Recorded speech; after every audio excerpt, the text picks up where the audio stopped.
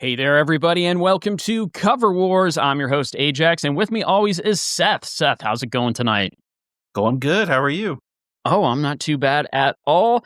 And hey, this is Cover Wars, the weekly podcast where we are on a quest to find you the top 3 quintessential cover versions of a song. And we do so by pulling from a curated playlist of 20 songs, 20 cover versions of a particular song, and then we reveal our top 5 favorites in surprise fashion. And then we battle it out in a cover war to determine those top 3 songs, culminating in the best cover ever of a particular song. Seth, what song will we be covering today on Cover Wars? Little Wing by JIMI HENDRIX. Oh, yeah. Let's do this.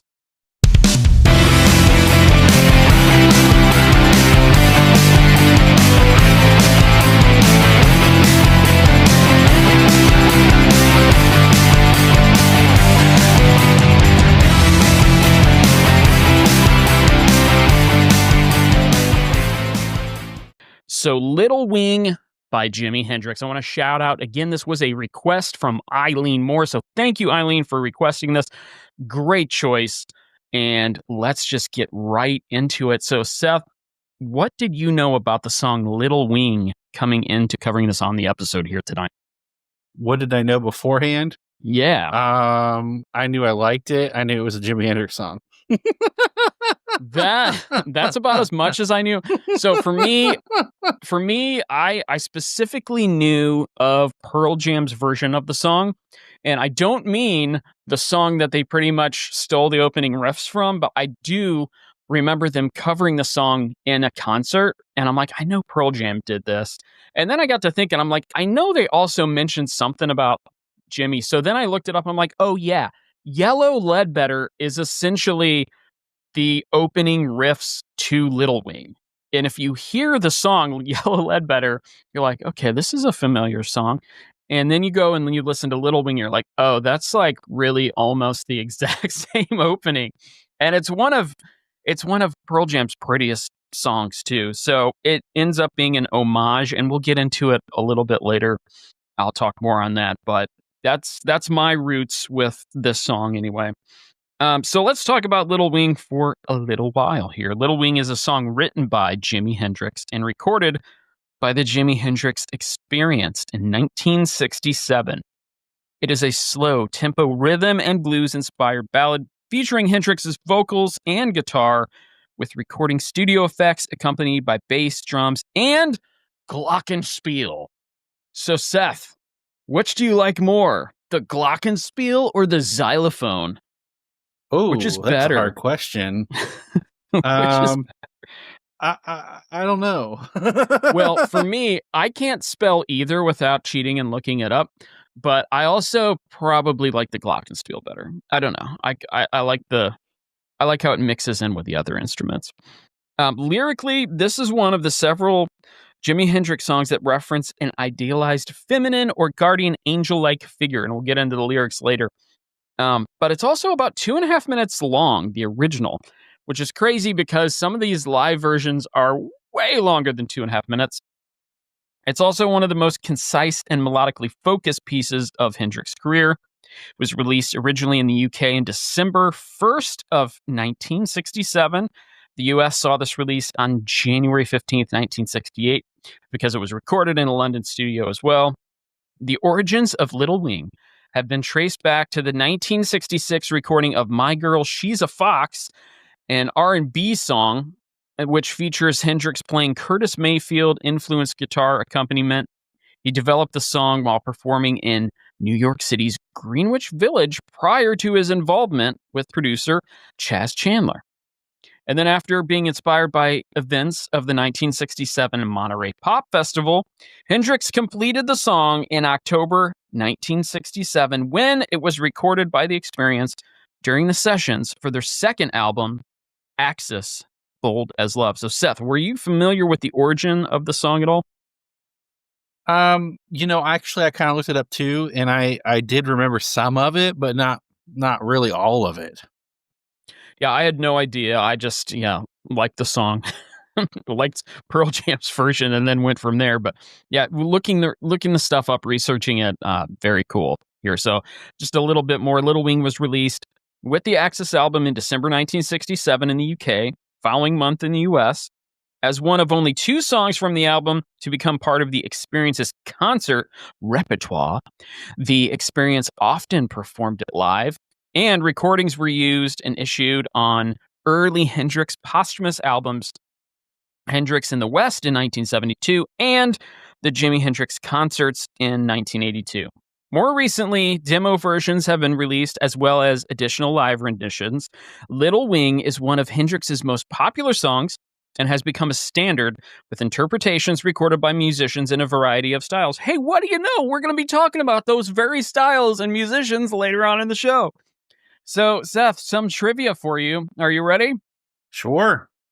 I only hope you know what we're going to be talking about. In 2004, Rolling Stone magazine included Little Wing on its list of the 500 greatest songs of all time. At number what?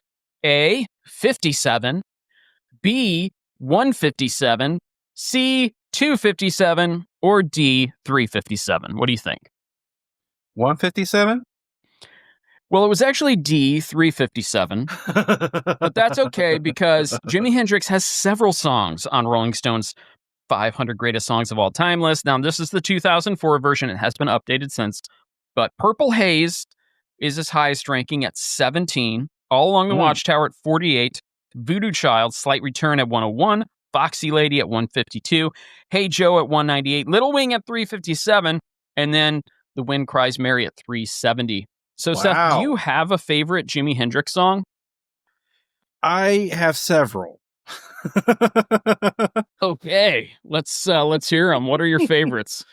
Honestly, or just one. If you want to mention just one, that's fine. Well, so it kind of goes back and forth. That's the thing. So I'm going to say probably All Along the Watchtower is probably one that kind of sticks above the rest. And I know that's not a Jimi Hendrix song. It's a Dylan. song he covered. Yeah. But, which this is a cover song podcast, so it's okay to mention that. The guitar work in that song is just, beyond brilliant. Exactly. I mean, it's hard to match that one, but I got to say my personal favorite is Crosstown Traffic, just because I would come home from school and I would turn on VH1 because my mom didn't like me watching MTV because I think at the time, I don't even know what was on, but she didn't want me watching MTV. So I watched VH1 and Jimi Hendrix's Crosstown Traffic would always be on for some reason. It's funny because this was like obviously way before music videos were even a thing, but they had like a video of that song and that performance, and it just stuck with me and I love it. So nostalgia brought me to that one. So that is the song we're going to get into a little bit about James Marshall Hendrix, or Jimmy, Jimi, which is the coolest way to spell Jimmy. So he was an American guitarist, singer, and songwriter. He's widely regarded as one of, I love how it says as one of, and not the greatest, and most influential guitarist of all time. Inducted into the Rock and Roll Hall of Fame in 1992 as part of his band, the Jimi Hendrix Experience, the institution describes him as arguably, is there an argument? Arguably the greatest instrumentalist in the history of rock music. What do you think, Seth? Is there an argument to be had here? Unfortunately, I do believe there is an argument to be had, but I'm not going to have that argument today. I almost did a spit take. No, it's okay. Personally, I think there's bar none for me. I think he is the greatest in every way, but that's just me. I'm not a musician, so I would love to have this conversation with you at another time. So Hendrix began playing guitar at age 15. In 1961, he enlisted in the U.S. Army, but was discharged the following year. Soon afterward, he moved to Clarksville, then Nashville in Tennessee, and began playing gigs on the Chitlin circuit, earning a place in the Isley Brothers backing band. I can't say Isley for some reason. In the Isley Brothers backing band, and later with Little Richard, with whom he continued to work through mid-1965. He then played with Curtis Knight and the Squires. So were you familiar with those names? Just to drop some names on you there. Probably 90% of those, yeah. So I'm pretty familiar with Jimi Hendrix. I'm a big fan. No, that's awesome. I love it. So Hendrix moved to England in late 1966 after bassist Chas Chandler of the Animals, that's where he came from, the Animals became his manager. Within months, he had formed his band JIMI HENDRIX Experience, with his rhythm section consisting of bassist Noel Redding and drummer Mitch Mitchell, and achieved 3 UK top 10 hits, Hey Joe, Purple Haze, and The Wind Cries Mary. He achieved fame in the US after his performance at the Monterey Pop Festival, the aforementioned in 1967. His third and final studio album, Electric Ladyland, in 1968 became his most commercial success. Released his only #1 album on the US Billboard 200 chart, which it just speaks to how much crazy amount of music started spewing out of every orifice in the late 60s. The world's highest paid rock musician, too. Hendrix headlined the Woodstock Festival. Woodstock, have you heard of that?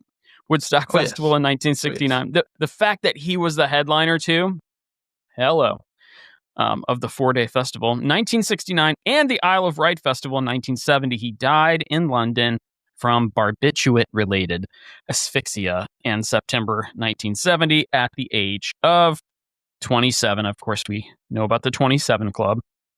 Mm-hmm. The unfortunate 27 Club. Hendrix was inspired by American rock and roll and electric blues. He favored overdriven amplifiers, yes, with high volume and gain, and was instrumental in popularizing his previously undesirable sounds caused by guitar amplifier feedback. So what is your feedback on feedback? I'd like to know. So I think it really depends on the song. Of course, the genre as well. I would say feedback and distortion, which he used, I would say would be what you call what he used, was very in wah pedal. Right. Would be really his signature when it comes to him. And I love the feedback. I dig it. Well, I appreciate that feedback on the feedback, and I agree. I love feedback. I think it's great. So yeah, we'll get into a little bit more on that as well. He was also one of the first guitarists to make extensive use of tone-altering effects. Units in mainstream rock, such as fuzz distortion, Octavia, wah-wah, like you said, and Univibe. He was the first musician to use stereophonic phasing effects in his recordings as well. Holly George Warren of Rolling Stone commented, Hendrix pioneered the use of the instrument as an electronic sound source. Players before him had experimented with feedback and distortion, but Hendrix turned those effects and others into a controlled, fluid vocabulary, every bit as personal as the blues with which he began. So it's interesting, like a lot of his songs didn't have a lot of lyrics. They're very low in lyrics, but what's great is when you can make your guitar talk, it's like you're filling in the gaps where there's not lyrics with what sounds like lyrics, because you're Hendrix, you're so good at the guitar, your guitar sounds like it's talking. So any more about Jimmy before we get into his lyrics for Little Wing? Yeah, I just wanted to say that I grew up a huge Jimi Hendrix fan. I think I had 2 or 3 records on repeat when in my teenage years. Just an amazing influence on so many people, and a talent gone far too soon. Absolutely. That's great. Thank you for sharing that. Lyrics now. So Little Wing is about a personified female figure who embodies positive experiences and inspiration. A concept Jimi Hendrix compiled from several observations at the Monterey Pop Festival, often interpreted as a specific love interest, like, for instance, Swedish hotel maid Katharina. Hendrix also told his brother the song was a tribute to their mother. Those are 2 different subjects. Some also see the figure as a spiritual guide or personification of unconditional love, possibly influenced by psychedelic experience. Now, we can safely say that many songs of the late 60s and early 70s, specifically the lyrics, were probably influenced by psychedelic experience, right, Seth? Yeah, safely say. Yeah. If I can say real quick, I would Yeah, say go ahead. I wrote down actually the Derek and the Dominoes was the most psychedelic in my opinion of our playlist. Really? Okay. Well, yeah, I can see that actually. Okay. Very, very cool. All right, so lyric wise, here's the only lyrics. Very, very short and sweet. Well, she's walking through the clouds with a circus mind that's running wild. Butterflies and zebras and moonbeams and fairy tales. That's all she ever thinks about. Riding with the wind. When I'm sad, she comes to me with 1,000 smiles. She gives to me free. Oh, it's all right, she says. It's all right. Take anything you want from me. Anything. Anything. Fly on, little wing. Yeah, yeah, yeah. Fly on, little wing. All right, so what do those lyrics mean to you, Seth? So I could see how he could have like a love interest and a mother figure there. Like the part where he says, she comes to me, like when I'm sad, she comes to me. Sounds like a very comforting mother figure. But Right. then the first part of the song sounds more like a love interest that's very open to new experiences, I should say.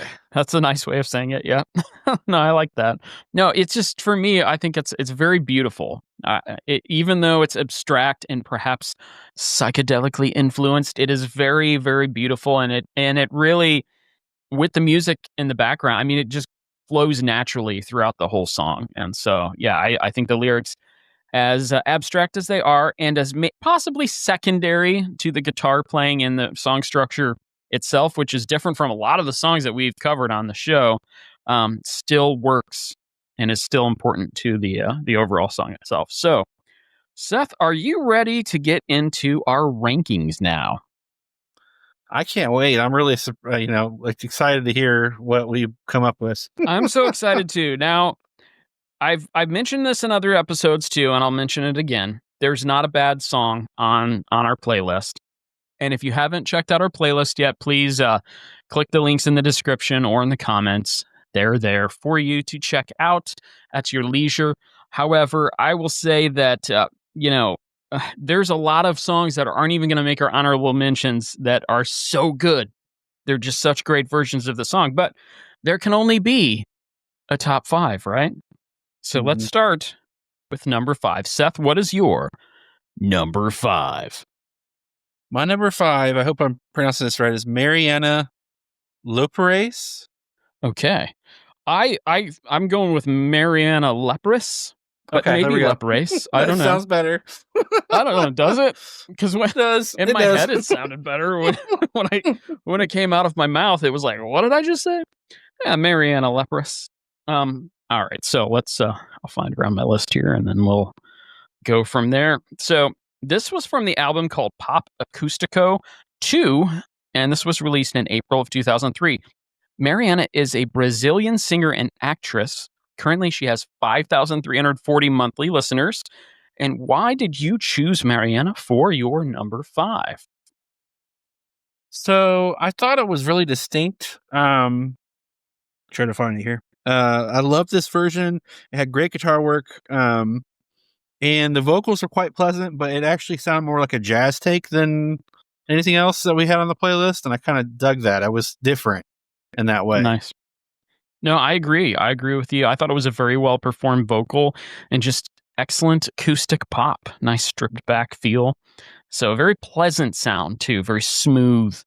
And you mentioned the jazziness to it. Yeah, I got that a lot. So very cool. Okay. Number 5, Mariana Lepris. Okay. Here we go. My number 5 is Eric Clapton and Steve Winwood.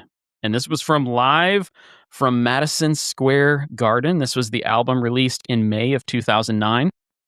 So Clapton, of course, a legendary blues guitarist, sitting at 13.6 million monthly listeners. Steve Winwood, singer-songwriter, frontman of Traffic, who made even more of a name for himself as a solo artist with hits like Higher Love and Back in the High Life Again. Of course, his Valerie song. So he has 2.9 million monthly listeners. This version, I actually prefer to the Derek and Domino's version, but we'll get into that later on. Clapton on guitar here, vocals, Winwood on an organ and background vocals. I think they sound incredible together. It's just an excellent production, too, of a live version. and they harmonize perfectly toward the end. So at first you hear Clapton's vocals, you hear the organ in the background, and then they start coming together, and then about like the 4 minute mark, they're harmonizing, and it's just like, oh, this is great. This Clapton and Winwood, this is an excellent version of this, and it was at Madison Square Garden, which is cool. But yeah, I think we get a more focused, honed in Clapton years, like we're talking decades after the Derek and Dominoes. But I prefer this version. I really, really like it. What do you think of it? So I had written down perfect guitar and cool vocals. Everything you said was what I was thinking when I listened to it. Great. Okay. Very cool. All right, Seth. So what is your number 4? Again, I hope I pronounced this correctly. The Tedeschi Trucks Band. Wow. Okay. I think you came pretty close to that one. So I'll leave that alone. Tedeschi Trucks. I sometimes I say Tedeschi. I don't know if that's right. However, they also featured Trey Anastasio from Phish on this version as well. This is from the album Layla Revisited live from Lock-In, or live at Lock-In, from July of 2021. That's when it was re-released, from the Tedeschi Trucks Band, who are currently at 751,000 monthly listeners. They're a 12-piece powerhouse rocking jam crew led by husband and wife duo Derek Trucks and Susan Tedeschi, with a large, loyal fan base, and of course, Trey Anastasio, lead singer of jam band legends Phish, with a PH. So, Trey currently, as a solo artist, has 108,000 monthly listeners, but Phish has almost 500,000 themselves. So, what made this your number 4, Seth? I'm curious. It's a very unique rendition. I love this one. It just sounded so full. Like you said, it mentioned the band. I did a little research, and I guess the husband and wife were like, I don't think they were touring together before they got together, and they kind of mixed the bands together. Mm-hmm. So it's a very full sound, and it has I said, a unique take on this one, and it's just lovely. Yeah, not to date myself or anything, but when I worked at Sam Goody, when those stores existed, yeah, we'd have people come in all the time asking for them separately. Like, you would have people come in and ask for Susan Tedeschi, and we would have people asking for Derek Trucks. More Tedeschi, actually, because I remember she would tour all the time in, the area where I live. So very, very cool. So that is your number 4. Seth, are you ready to hear my number 4? I can't wait. At number 4, I've got Santana and Joe Cocker. So this is, we're talking about two legends here in different respects, for sure. Santana and Joe Cocker, from the album Guitar Heaven, the greatest guitar classics of all time, released as a deluxe version in 2010. And Santana, of course, a legendary guitarist with 15.1 million monthly listeners. Joe Cocker with 5.7 million monthly listeners. He, of course, an English singer-songwriter known for his gritty, bluesy voice and dynamic stage performances that featured expressive body movements. And anytime anyone mentions Joe Cocker, I only picture John Belushi's impression of him, and how he just nails it, and it's just so funny to me. But yeah, so for me, we got a classic combo here. We have Joe Cocker wailing away over Santana's signature guitar licks. It's just a perfect match for me. Listening to this, you can just picture Cocker's body contortions and Santana's finger bling picking. I mean, it hits all the right notes, and that is why it's number 4 for me. Seth, what did you think of that version? I thought the guitar was amazing. It had a very distinctive sound, and it was very fun and easy to listen to. Yeah, it kept moving up my list. I'm like, why do I have them so low? So it kept getting bumped up, and I'm like, well, I gotta have them in my top 5. I mean, come on.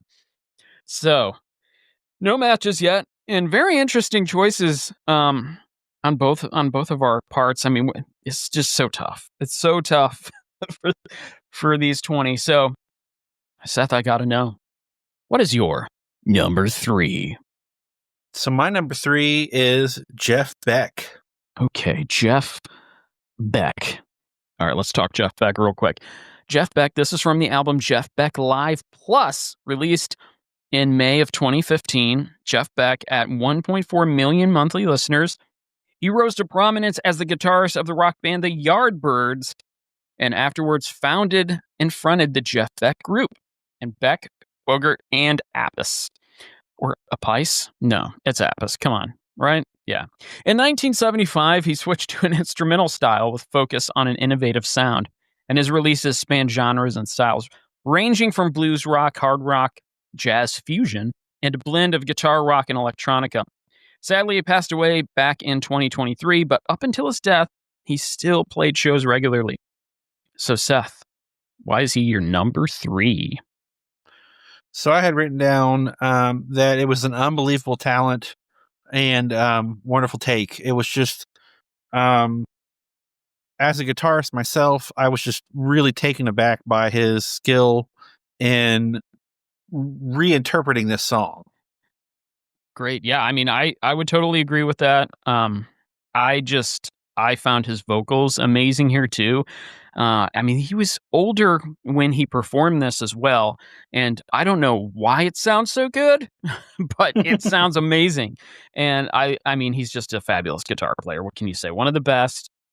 And hey, Seth, would you like to know my number 3? I'm dying to know. Well, I am pleased to announce that my number 3 is also Jeff Beck. Wow. So, from the album, Jeff Beck Live Plus. Yeah, I mean, this is just, for me, I think Jeff Beck was one of those underappreciated amongst the other legends in his class. Like, he could hang with anyone, and he was never brought up as much as I think he should be. I'm sure he was a musician's musician, so among other musicians, yes, but when we're talking about, like, critically, I really think that he was absent from a lot of lists that he should have been included in, and higher up on lists that he was way too far down on. But this version is just incredible for me. This cover, it's very indicative of how he could just simplify a song and make it accessible for like the many intricacies of a difficult song like this. I mean, I can't imagine this being an easy song to play. It was a Jimi Hendrix song and they were all kind of difficult, right? But this, I mean, it just sounds like, oh, I could play that. Here, let me try. And I would just fail, you know? So for me, that's what I got out of that. But yeah, the vocals really spoke to me on this because I'm like, this is Jeff Beck. Like, why didn't I listen to him more? Like, I got to go back in now and dig into this because, yeah, I really, really love this version. And that's why it's my number 3. So good deal. We got a match. So Seth, now I got to know, what is your number 2? My number 2 is Sting. Sting. Say, I know Sting. All right, let's talk some Sting now, shall we? So, I mean, Sting, of course, from the band The Police, but also a really well-respected and well-known solo artist as well. This was from the album originally called Nothing Like the Sun, released in October of 1987. Sting was born as Gordon Matthew Thomas Sumner, not Summer, but Sumner.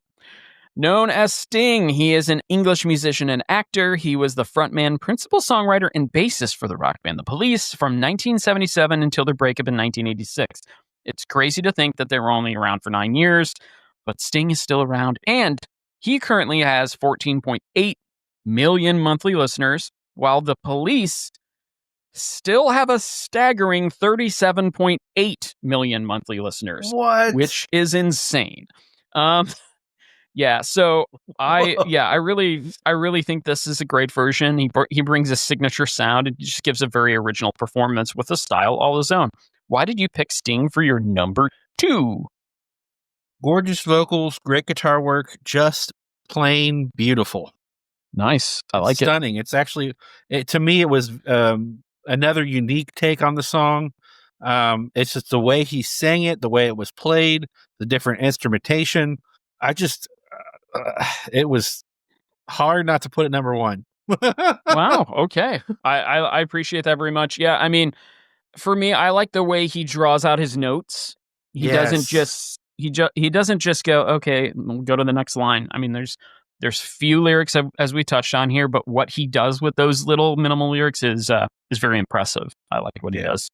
So very good. Okay, Seth, are you ready for my number 2? Dude, I can't wait.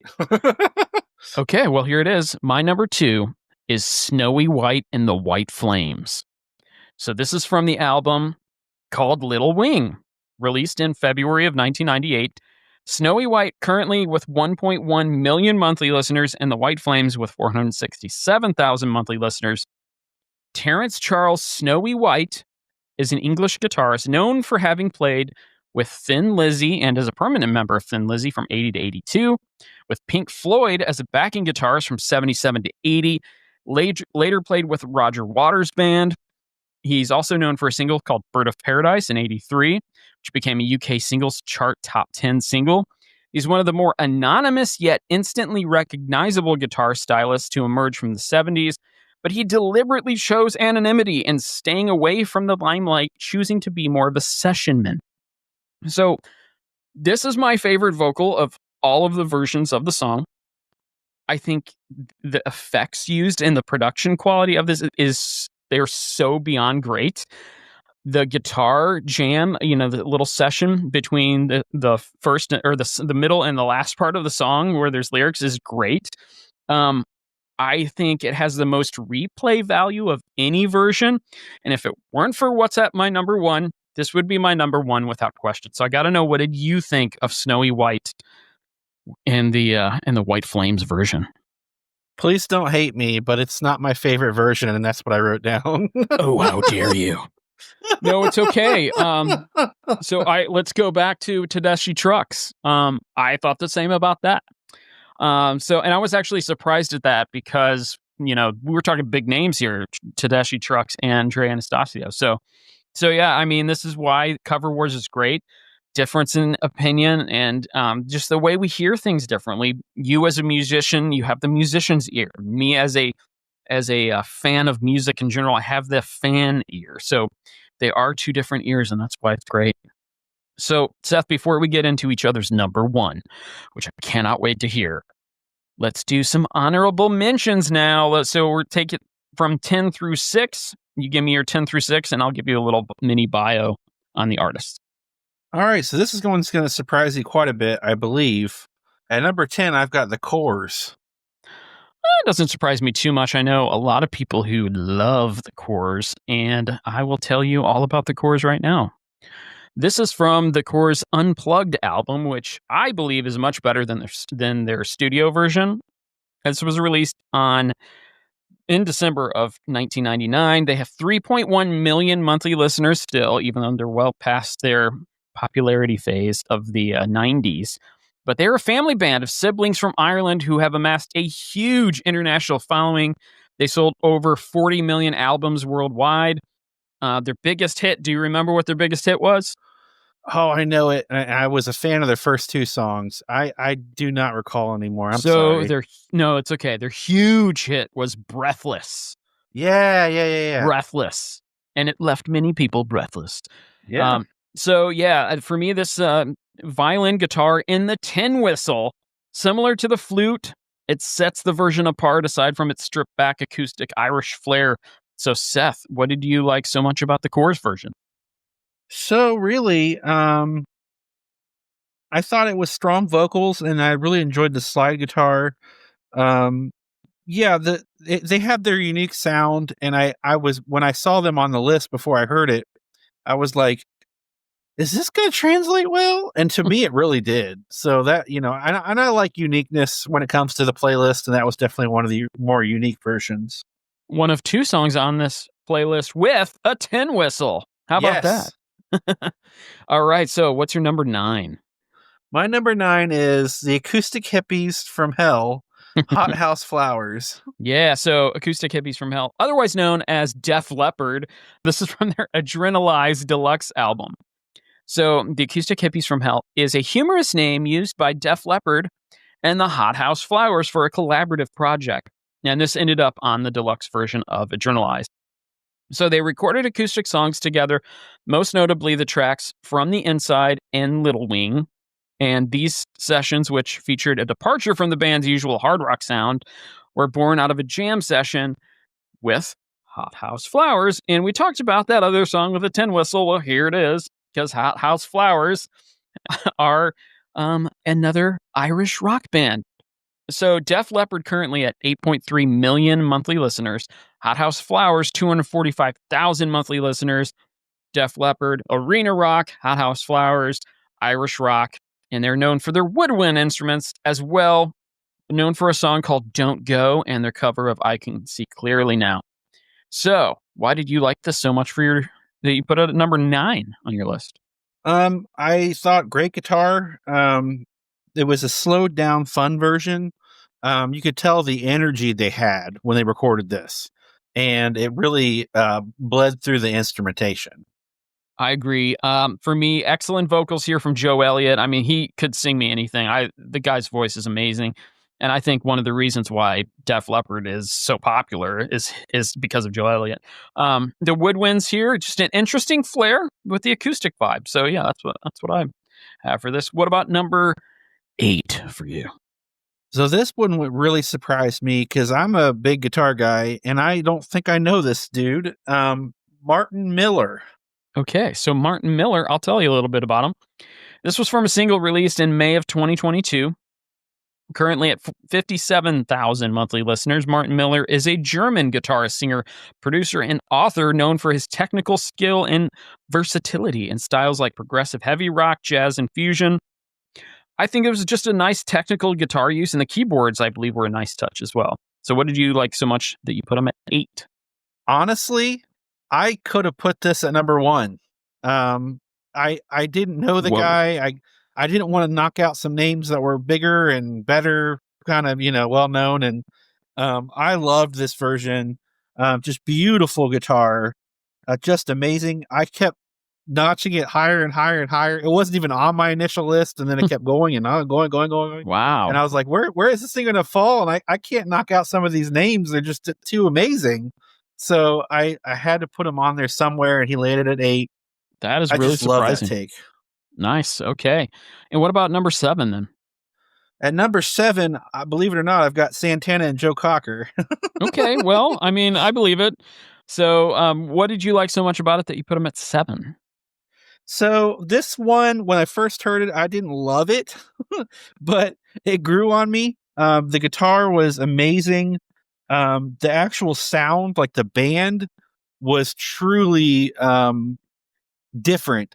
And they had, like, I think I mentioned when you had talked about them, they had their own take on it. It's like a whole different version than the other takes. So yeah, I loved the uniqueness there with Santana and Joe Cocker. It is interesting to me that you mentioned that it took a while for it to grow on you, because I think that's every Joe Cocker song. Like, I think his voice is just one of those things he needs a little help from his friends. You hear it and you're like, what is this guy's voice doing? And then you're like, get away from it a while. You go back and you revisit and you're like, oh, I guess it's okay. And then like about the 5th or 6th listen, you're like, this is really good. I like it a lot. Why didn't I like this before? And it's just, I think it's just getting used to it. But yeah, for me, that combo of his vocals and Santana's guitar, I think is a great match. So, and then what about, are we on 7 now? We are on 6. Well, we just got 7. We're on 6. Okay, so we're on 6. Yeah. So what's your number 6 then? My number 6 is, drumroll, Eric Clapton and Steve Winwood. Oh, okay. Just missed. Okay, so yeah, Eric Clapton and Steve Winwood. Why did you pick them at number 6? And are you sad that they're not in your 5? So here's the thing. I'm a gigantic Eric Clapton fan, and I love Steve Winwood. Derek and Don the Dominoes, you said it. You nailed it. It's just not nearly as good as the Steve Winwood interpretation, like the Eric Clapton later years. It's much more polished. It's got a better ring to it, and I wrote down perfect guitar, the great vocals. It's just so well done compared to the other version that he did, which is amazing that I didn't put it on the list. It's actually would have been my number 11. Okay. Nice. Yeah, I mean, I obviously I agree because you agreed with with my interpretation of it. But yeah, I think it has everything to do with the production, and I think we're talking about 1970 with Derek and the Dominoes. You get a production crew together, even like 10 years later, maybe, and then you're talking 20 years later, and they could have really cleaned that up and made it sound really, really good. So yeah, makes sense. All right, Seth, are you ready for my 10 through 6? I am. All right. I will share those with you right now. Well, my number 10 is Derek and the Dominoes. So this is from their only album release, the Layla and Other Assorted Love Songs, released in November of 1970. Derek and the Dominoes, still 3.3 million monthly listeners. Blues rock band formed by Eric Clapton, Bobby Whitlock, Carl Radle, and Jim Gordon. A supergroup that at times also included Dwayne Allman and Dave Mason. Clapton is the last surviving member of this original lineup. So for me, yeah, old school classic rock harmonies with incredible guitar playing throughout. I would have personally said, okay, let's harmonize toward the end. Let's not just start it off with everybody singing together at the same time. That's kind of what did it for me. I'm like, So, but yeah, it's good for number 10. My number 9 is very psychedelic. I have to say that it's very psychedelic. Yes. It's not your average blues rock. It's right. Oh yeah, I agree for sure. Of the time, I should say. Definitely of the time. My number 9 is Valerie June. So this was a very unique one. This is from a single released in April of 2019. 540,000 monthly listeners. She's an American singer-songwriter, Grammy-nominated multi-instrumentalist, and author. Her music draws influence from many genres, including psychedelic folk, indie rock, Appalachian bluegrass, country soul, symphonic pop, and blues, as well as from her southern roots and later East Coast life. I just thought this was a very hauntingly unique vocal, unlike anything I've ever heard. Super original talent, and I liked it each time I heard it more and more and more. Just very difficult to place for me. So at first, I had it way, way back in the pack. And then every time I hit it, I'm like, okay, I like this a lot. And you're Mariana Lepris that we mentioned before.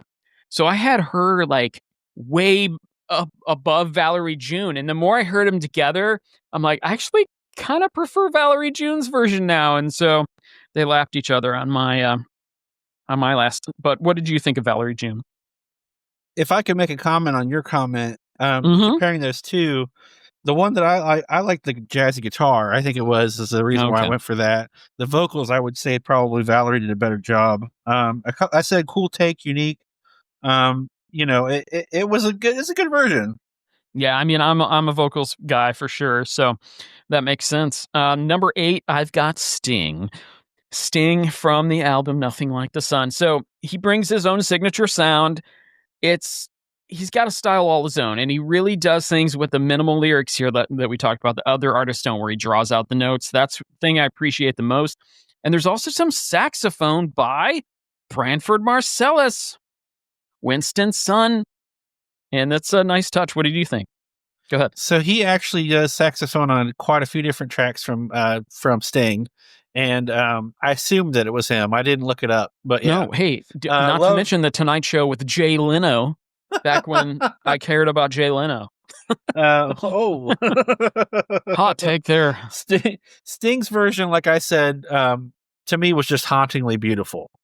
Oh yeah, I definitely agree with that. Very, very good. Okay, so number 7, I have Skid Row.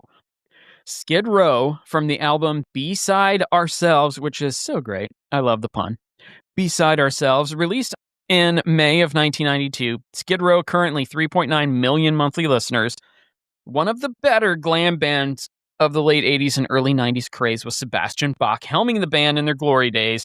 This is, I feel, a very underrated version of the song. It's sung very well, performed very well. Unfortunate that the track fades out at the end, just like Jimmy's original version. But Skid Row, this is them at their best, with Sebastian Bach in front and center, just wailing away on the vocals. And I think the band did a great job here too. What did you think of Skid Row's version?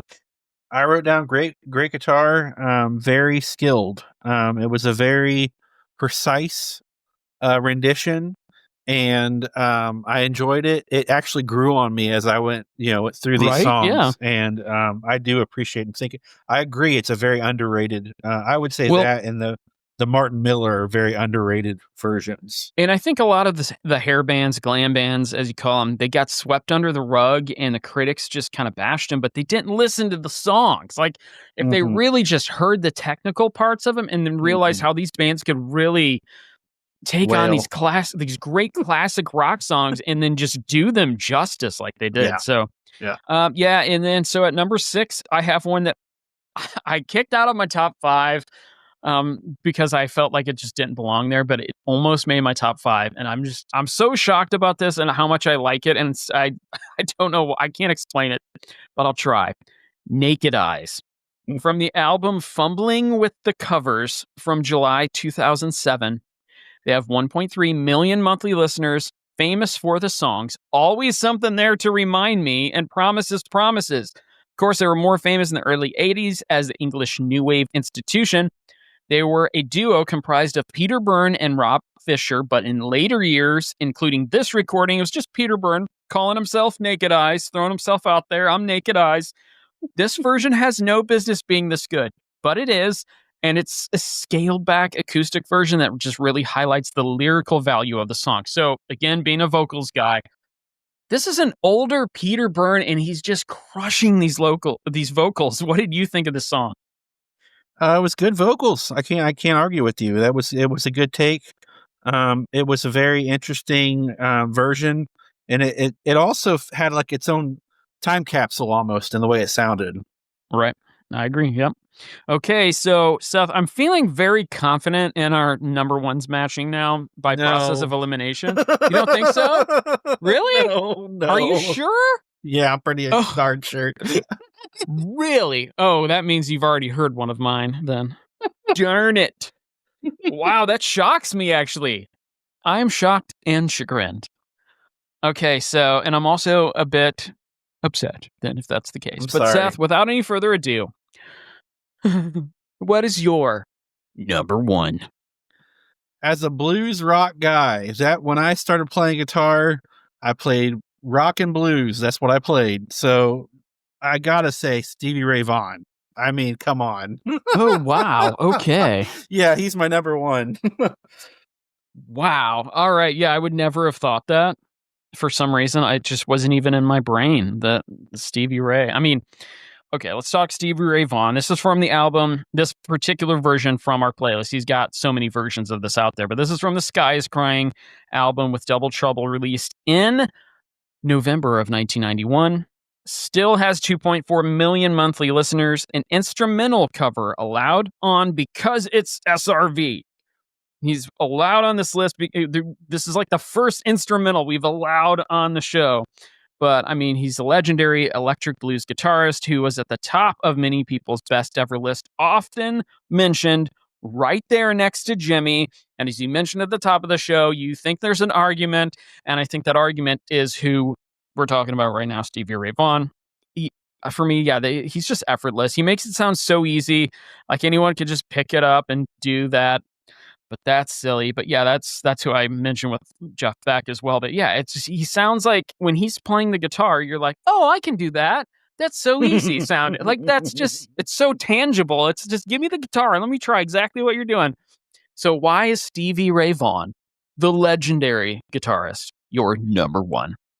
To my ear, by far, this was the greatest guitar playing on the playlist.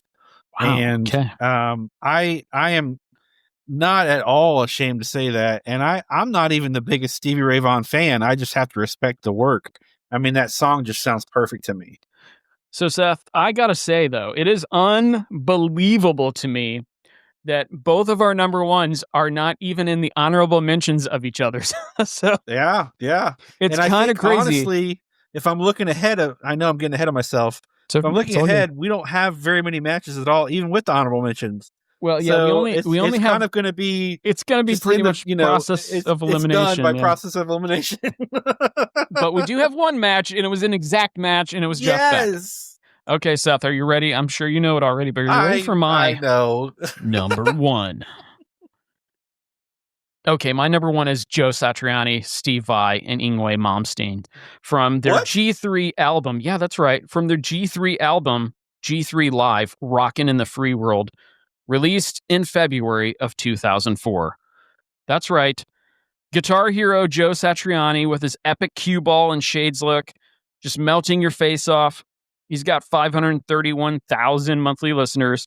Steve Virtuoso Vai, vocalist, also on the track here. Learned everything he knows from Joe, sitting at 625,000 monthly listeners. And Yngwie Malmsteen, the Swedish guitar guru, has 402,000 monthly listeners himself. To hear each of these very different signature legendary guitar styles come together on this one classic song from the GOAT, it's just, they're all getting their moment to shine too. And then when all of the guitars come together in perfect symphony, it's like an electric guitar sonic wonderland. This is ear candy at its most talented. And for me, it's like, if I didn't put this at number one, I would feel very bad about myself. But Snowy White almost made it, but nope, not quite. So what did you think of the G3 version? I love it. I had written down great talent, strong take. This is one that I had thought about. Actually, I was on my list, but it didn't make the list. I do appreciate Joe Satriani's work. Steve Vai's great. They're all great. I just didn't think the actual blending of the guitars was as strong as maybe some of the solo guitars. Fair enough. But yeah, for me, I just appreciate hearing them separately and then together, and then Steve's vocals over them. I just thought, I have to. This is the greatest version. Can I address the elephant in the room? Yes, what's that? Where's Pearl Jam? Oh, well, Pearl Jam is because the version of the song, and we will discuss it. I was going to, before we talk more about that. Yeah. So Pearl Jam's version for me, I kept pushing it back. Listen, I'm a huge Pearl Jam fan. And for me, Little Wing is great, and their version of it is very, very good, but it's not even, for me, not even an honorable mention, just because Yellow Ledbetter is their Little Wing. This was their homage to the song. So I'll give you the Pearl Jam information now. The version that we included on the playlist, this was from the Charlottesville, Virginia live recording from the 2013. This was October 29th, 2013. And this was a live show. This was recorded as the last song of the night. So you hear a lot of end of the show dialogue, the specific track. And then, of course, their song sounds a lot like Yellow Ledbetter because Yellow Ledbetter borrowed from it. It's a widely recognized homage to Jimi Hendrix. The similarity is most evident in the guitar riff and solo, which Mike McCready intentionally designed to be in the style of his hero Hendrix. So it's very, very evident in the opening riff. In fact, it's almost hard to tell apart. If you hear some of these versions, you're like, oh, that's Yellow Ledbetter. And then you hear, there's Little Wing. So it's so funny to me how close it is. But for them to just come out and say it was an homage, I mean, yeah, for me, it's because it is that version where it ends the show. It's not the best version out there, but it's still great. Eddie's vocals just illuminate the lyrics. But yeah, I couldn't even bring myself to put in honorables, so that's why. All right. I'm a little shocked. It's okay. I was waiting for it all week. It's okay. But... No. I'm true to myself here. I gotta believe that, I gotta be honest with myself. So we have some work to do. Number one's Jeff Beck. I mean, he made our number 3. Yeah. He's number 3 for you. He's number 3 for me. After that, it gets interesting. So I've got at number 4, Santana and Joe Cocker. Where was Santana and Joe Cocker for you? 7? It was 7. Okay. And what other match do we have here? So we have Eric Clapton, Steve Winwood, and Sting. So Eric Clapton and Steve Winwood, that was 6 for you? That was 6, yes. Okay, so 4, 7, 5, 6. We're at 11. Sting was 2 for you, right? Yes. Sting was 8 for me. I'll stand by that all day, by the way. Oh, no, I mean, that's perfect. So number 1 is Jeff Beck. So we do still have some work to do because number 1 is Jeff Beck. Number 2 is Sting based on our rankings. And then so number 3 is going to be either Santana and Joe Cocker, or it's going to be Eric Clapton and Steve Winwood. Now, For me, Santana and Joe Cocker, I have at 4, you have at 7, and and I've got at 5 Clapton and Winwood, and you have them at 6. So what are your thoughts on that?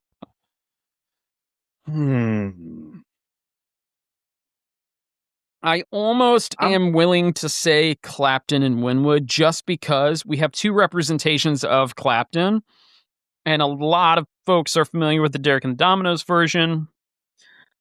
But man, that Santana Joe Cocker version, you listen to that a few more times, I might bump up into your top 5 if you hear it a few more times. I could go either way, and I'm surprised that I'm saying that because of how much more I appreciate Eric Clapton's guitar playing than Santana. Well, in that case, I'm gonna trump you then and go with Santana Joe Cocker and move them into 3 because I have it higher at number 4. I'm one of those crazy guys that thinks that Santana plays better classical, like Spanish classical, than he does electric. So really, yeah, I appreciate. Well, I mean, that's more of its true form anyway. Yeah, I like his acoustic stuff better than his electric. If you want to talk about like how the mistakes can be heard through the chords when you're playing acoustic, so. But hey, yeah. So, are you okay with that? Are you okay with number 3, Santana Joe Cocker, number 2, Sting, number 1, Jeff Beck? Yeah. Okay, we're going to go ahead and stamp this. It meets our approval, and let's go ahead and get this sorted out here. At these are the top 3 quintessential versions of Little Wing by the legendary guitar player Jimi Hendrix. At number 3, we've got Santana and Joe Cocker. At number 2, Sting. And our number 1 best version of all time, cover version of Little Wing by Jimi Hendrix is Jeff Beck. All right, Seth, how do you think we did tonight? You know, I was hoping that it would shake things up. Oh, it did. It really did, and I'm proud of that. I still can't believe our number 1s weren't in either of our honorable mentions. I can't believe G3 wasn't in your top 10, and you probably can't believe that I at least didn't have who was even your number 1? I don't even know. Oh yeah, Stevie Ray Vaughan, the other, legendary guitar player. So the other legend that was gone too soon. Well, and for me, like that, it's just because there was no lyrics to that he didn't play the lyrics.